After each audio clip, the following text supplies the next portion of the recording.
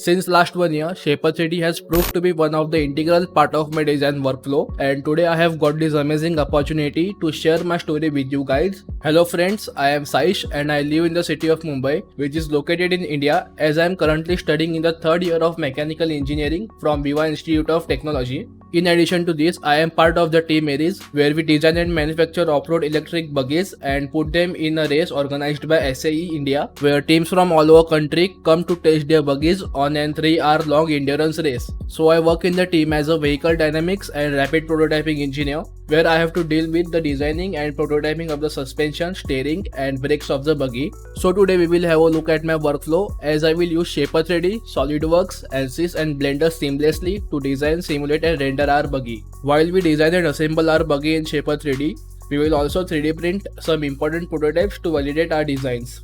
So this video is going to be divided into various parts, and I have listed the timestamps on your screen for the same, so that you can browse through each segment conveniently. So the first segment of the video will include the quick design process of minor parts like gearbox and motor mount, hubs, universal joint, steering wheel, brake disc and many other things which you have already seen till now in the initial part of the video. Then the second segment will include my process and workflow to design, simulate, render and 3D print the front steering knuckle of our buggy. In this third segment, I will show you guys how I design and 3D print a print-in-place moving mechanism using Shaper 3D. So in this fourth section, we will quickly design suspension wishbones using sketch and sweep tool of the Shaper 3D, followed by the process of importing SolidWorks file and final assembly of the buggy in the fifth and sixth section of the video.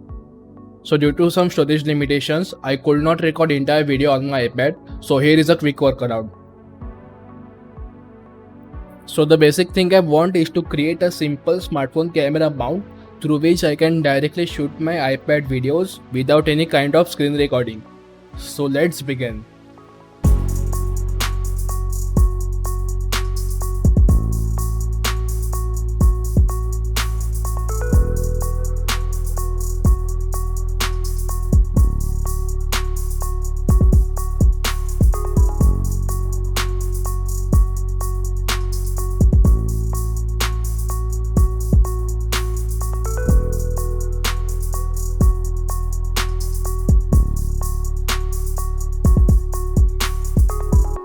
There we go, from imagination to a functional product just within 40 minutes. All possible due to the freestyle nature of Shaper 3D. But before moving to the next part of the video, as you have seen this video till here and I hope you are loving my content, so please make sure that you like and share this video with your friends and family. So without wasting our precious time, let's start by creating a basic profile for the steering knuckle using sketch tool.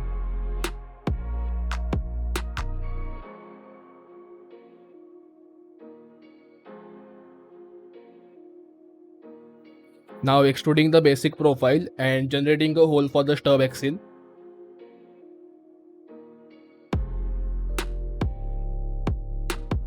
Sketching and cut extruding upper and lower wall of the knuckle.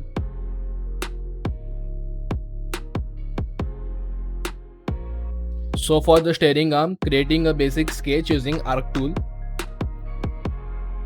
Extruding the steering arm and aligning it with the rear wall of the knuckle using align tool and adding both bodies using union tool.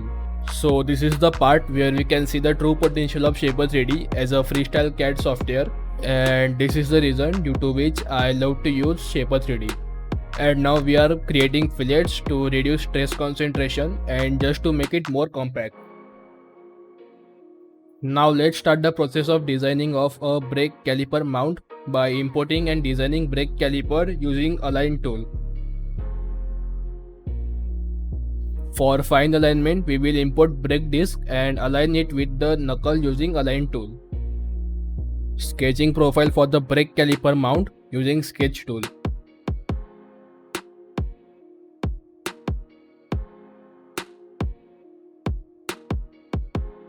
Extruding the sketch profile of the caliper mount using extrude tool and realigning it using align and rotate tool.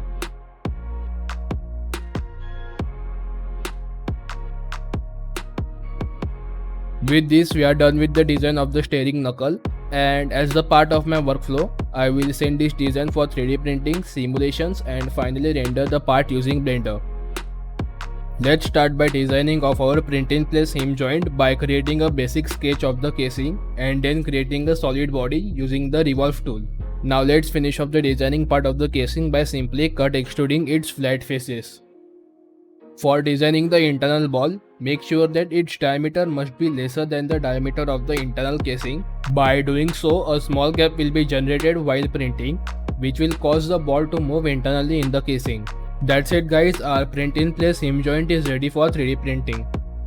For designing wishbones, let's start by creating a basic sketch profile by using the spline tool. Adding construction planes on the wishbone sketch profile for creating a sectional sketch of the pipe for using the sweep tool.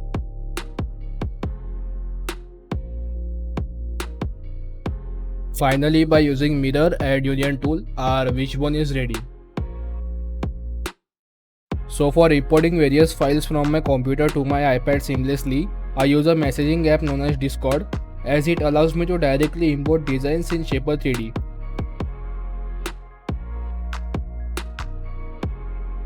So for the final assembly, let's import the main body aka the roll cage of the buggy directly from the SolidWorks, as after the recent update, Shaper 3D allows direct import of SolidWorks part files and assembly.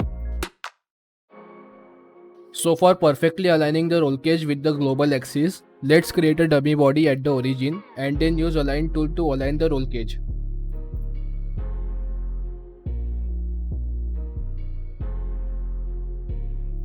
So just by importing all the parts and aligning them with each other, I assemble an entire buggy in Shaper 3D.